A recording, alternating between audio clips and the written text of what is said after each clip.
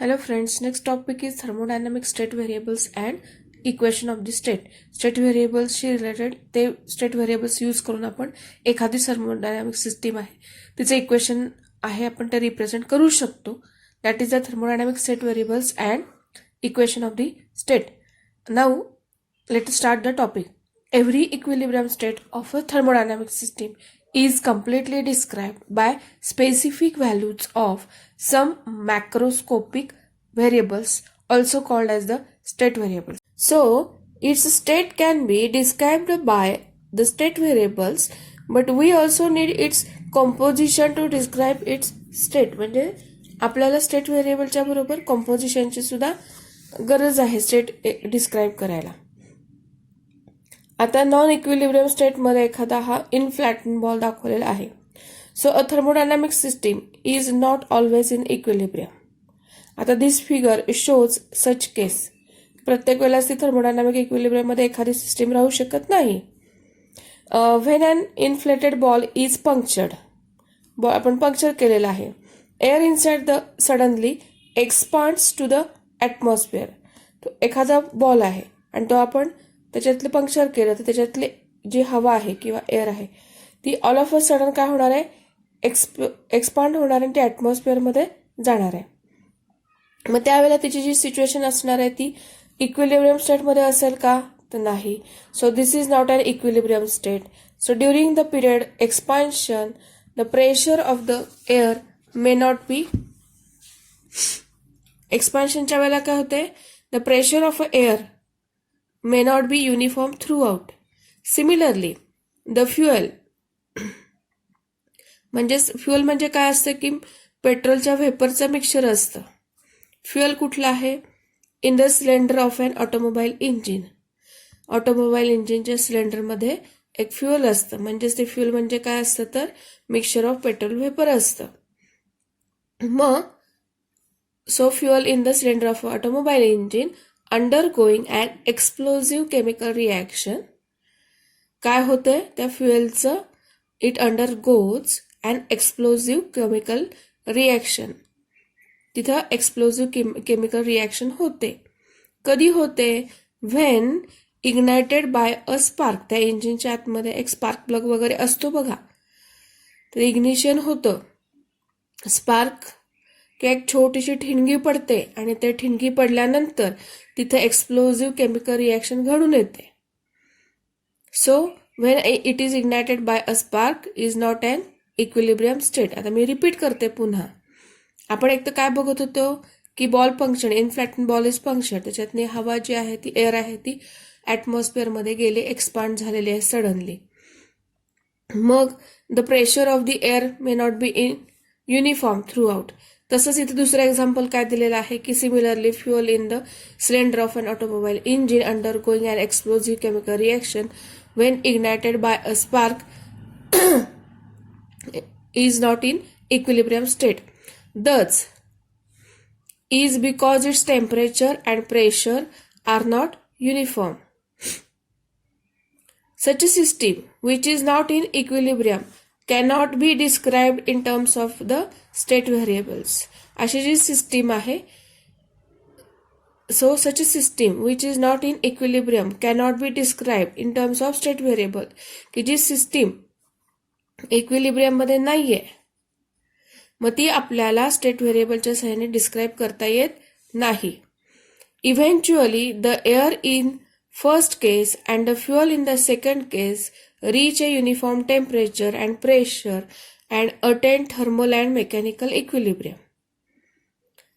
ह्या दोन्हीचे केसेस होता की बॉल पंक्चर केलेला आहे आणि फ्युएल इंजिन मधलं जे फ्युएल आहे ते इग्नाइट झालेलं आहे.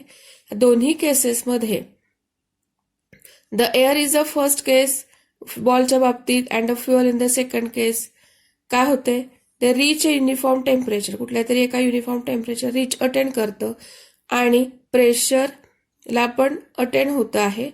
And attend thermal and mechanical equilibrium. Thermal आणि मेकॅनिकल इक्विलिब्रियम ते अटेंड करतं, ठीक आहे, विथ इट्स सराउंडिंग. ते थर्मल इक्विलिब्रियम किंवा मेकॅनिकल इक्विलिब्रियम कुणाबरोबर होती, तर ती सराउंडिंग्स बरोबर होते.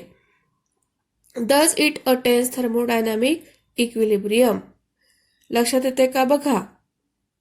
इथं केमिकल रिॲक्शन होती आहे किंवा पंक्चर झाल्यानंतर all of a sudden air बाहेर पडते, ॲटमॉस्फिअरमध्ये जाते, एक्सपान्शन होते. ह्या दोन्ही केसेसमध्ये थर्मोडायनामिक इक्विलिब्रियम किंवा कुठल्याही प्रकारचं इक्विलिब्रियम नाही आहे. मग ती केस आहे, आपल्याला ती डिस्क्राईब करता येत नाही स्टेट व्हेरिएबल्समध्ये. पण after some time it attains the thermal आणि mechanical equilibrium with the surroundings and does it attain thermodynamic equilibrium. In simple words, साध्या सोप्या भाषेमध्ये आपण काय म्हणू शकतो, thermodynamic state variable describe the equilibrium state of a system. Simple वर्ड्समध्ये काय की थर्मोडायनामिक स्टेट व्हेरिएबल्स आहेत ते काय डिस्क्राईब करतात, equilibrium state of the system. सिस्टीमची जी इक्विलिब्रियम स्टेट आहे ते डिस्क्राईब करतात. कोण, थर्मोडायनामिक स्टेट व्हेरिएबल्स. कुठले, प्रेशर, व्हॉल्यूम, टेम्परेचर, प्रेशर, मास वगैरे वगैरे. मग ते एक्सटेन्सिव्ह असतील, इंटेन्सिव्ह असतील, ते आपण पॉइंट पाहिलाच आहे मागे. The various state variables are not always independent. काय, बरेचसे आहेत ते प्रत्येक वेळेला ते इंडिपेंडंट नसतात. They can be mathematically related. ते स्टेट व्हेरिएबल्स आहेत ते मॅथमॅटिकली एकमेकांना रिलेटेड असतात. The mathematical relation between the state variable is called as the equation of the state. State equation कशाला म्हणायचं की mathematical relation between state variables. State व्हेरिएबलचं mathematical relationship असतं, त्याला इक्वेशन ऑफ स्टेट म्हणायचं, की ज्यामुळे आपल्याला सिस्टीमची स्टेट कळते. आता हे जे इक्वेशन आहे ते इक्वेशन ऑफ अ स्टेट आहे. कुणासाठी, तर आयडियल गॅस आहे आणि हे अगदी फेमस इक्वेशन आहे. PV is equal to NRT.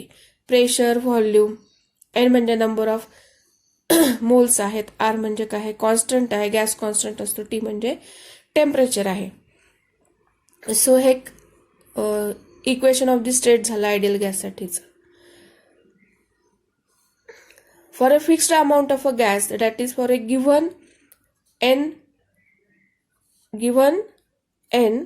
there are thus only two independent variables.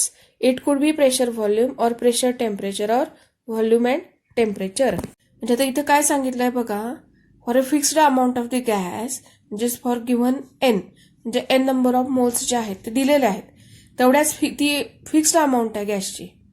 मग ते अशा सिच्युएशनमध्ये फक्त दोन इंडिपेंडंट व्हेरिएबल्स असतात. मग ते एक तर प्रेशर आणि व्हॉल्यूम असतील किंवा प्रेशर आणि टेम्परेचर असेल किंवा व्हॉल्यूम आणि टेम्परेचर असेच दोन इंडिपेंडंट व्हेरिएबल असतात. मग आता इथे जी फिगर आहे किंवा डायग्राम आहे ती कशाची आहे, तर प्रेशर व्हॉल्यूम डायग्राम, त्याला PV डायग्राम म्हणतात. एखादी थर्मोडायनामिक सिस्टीम रिप्रेझेंट करण्यासाठी अशा प्रकारची डायग्राम वापरतात, त्याला PV डायग्राम असं म्हणतात. ग्राफिकल रिप्रेझेंटेशन आहे. एक्स ॲक्सिसवरती काय आहे, तर त्या सिस्टीमचा व्हॉल्यूम आहे आणि वाय ॲक्सिसवरती काय आहे, तर प्रेशर आहे. तर जर आपण हा ग्राफ बघितला तर सुरुवातीला व्हॉल्यूम कमी आहे. एखाद्या कंटेनरमध्ये वगैरे गॅस सिलेंडरचं आहे आपलं नेहमीचं एक्झाम्पल, त्याच्यामध्ये गॅस एनक्लोज करून ठेवलेला आहे आणि त्याचं व्हॉल्यूम आहे काहीतरी सर्टन अमाऊंटचं आहे, मिनिमम व्हॉल्यूम आहे. ठीक आहे. नंतर मग काय होणार आहे की जसं आपला गॅस एक्सपांड होईल, गॅस आपला एक्सपांड होते, पिस्टन पुढे पुढे जातोय. मग गॅस एक्सपांड झाल्यानंतर व्हॉल्यूम काय होणार आहे, इन्क्रीज होणार आहे. सो व्हॉल्यूम बघा, आधी सुरुवातीला हे व्हॉल्यूम कमी होतं आणि हळू व्हॉल्यूम इन्क्रीज झालं. ज्यावेळेला गॅस एक्सपांड होतोय त्यावेळेला त्याचं प्रेशर सुरुवातीला व्हॉल्यूम ज्यावेळेला कमी असतं, प्रेशर हे सगळ्यात हाय प्रेशर असतं आणि प्रेशरची व्हॅल्यू बघा, जसं व्हॉल्यूम वाढतं, गॅस एक्सपांड होतोय, तसं हळूहळू त्याचं प्रेशर आहे ते कमी होत आहे. आणि जेव्हा फायनल व्हॉल्यूमला आपला गॅस जातोय, पूर्ण एक्सपान्शन होत आहे, प्रेशर बऱ्यापैकी डिक्रीज झालेलं आणि त्या डिक्रीज आहे ते एक्सपोनेन्शियल डिक्रीजिंग आहे हा कर्व. मग ही झाली इनिशियल स्टेट. त्यावेळेचं प्रेशर आहे ते V1 आणि प्रेशर आहे ते P1 झालं, व्हॉल्यूम आहे ते V1 झालं. B म्हणजे फायनल स्टेट झाली, त्यावेळेचं व्हॉल्यूम असेल ते V2 झालं आणि प्रेशर असेल ते P2 झालं. हे झालं ग्राफचं इंटरप्रिटेशन. आता हेच इथं खाली पण एक्सप्लेन केलेलं आहे. The graphical representation of an equation of a state system or state of a system, gas कुठली आहे, सिस्टीम तर गॅस आहे त्याच्यामध्ये, and that is called as the PV diagram. हे ग्राफिकल रिप्रेझेंटेशन आहे. काय दाखवते, state of a system particularly गॅसच्या बाबतीत आहे आणि त्याला PV डायग्रॅम असं म्हटलं जातं किंवा PV कर्वही असं म्हणलं जातं किंवा प्रेशर व्हॉल्यूम कर्व असंही म्हणलं जातं किंवा or the indicator diagram of the system असंही म्हणलं जातं. सगळ्याचा अर्थ तोच आहे. काय त्याच्यामध्ये प्रेशर आणि व्हॉल्यूमचं कसं रिलेशनशिप आहे ते इथे दाखवलं जातं, रिप्रेझेंटेशन केलं जातं. So this figure shows a typical PV diagram for an ideal gas at some constant temperature. त्यावेळेला टेम्परेचर कसं असणार आहे, ते कॉन्स्टंट असणार आहे. The pressure volume curve for a constant temperature is called isotherm. कशाला म्हणायचं आयसोथर्म, प्रेशर व्हॉल्यूम कर्व, आणि त्यावेळेला टेम्परेचर कसं असतं, कॉन्स्टंट असतं, म्हणून त्यावेळेचा जो कर्व आहे त्याला काय म्हणायचं, isotherm. Therm is constant, iso. Real gases may have more complicated equations of state. आपण आत्ता हे बघितलं होतं ते सिम्पल आयडियल गॅससाठी बघितलं होतं, पण रिअल गॅसेस जे आहेत त्यांचं कॉम्प्लिकेटेड इक्वेशन असतं स्टेटचं. Therefore a complicated PV diagram म्हणजे कुठली आहे तर van der Waals equation with various correction. आता एक्झाम्पल दिलेलं आहे, is complicated for the real gas and is equally interesting. ते आता इथे डिस्क्राईब केलेलं वगैरे नाहीये, पण ते जस्ट मेन्शन केलेलं आहे, इथे सांगितलेलं आहे, बाकी काही नाहीये. ती कॉम्प्लिकेटेड इक्वेशन असतं. The equation of a state of a system. तर सिस्टीम म्हटल्यानंतर युजली काय असतं की gas confined to a cylinder with movable frictionless and massless piston. असंच युजली स्टेट ऑफ सिस्टीम घेतलं तर अशी सिच्युएशन असते. सो अशी स्टेट ऑफ सिस्टीम आहे, त्याचे equation and its PV diagram are very useful in studying its behaviour. त्या सिस्टीमचा बिहेवियर लर्न करण्यासाठी त्याची PV डायग्रॅम आणि त्याचे इक्वेशन दोन्ही युजफुल ठरतात. So in following sections we will discuss some systems and their behaviour using PV diagram. इथून पुढे आपले जे काही आहेत की त्या आर्टिकल्समध्ये आपण काय बघणार आहोत की काही सिस्टीम्स आहेत वेगवेगळ्या प्रकारच्या आणि त्यांचं बिहेवियर बघणार आहोत, कसं त्या बिहेव करतात, कशाच्या सहाय्याने आपण तर युझिंग PV डायग्रॅम. प्रत्येक ठिकाणी त्याची PV डायग्रॅम असते, ते आपण त्याच्यामध्ये बघणार आहोत.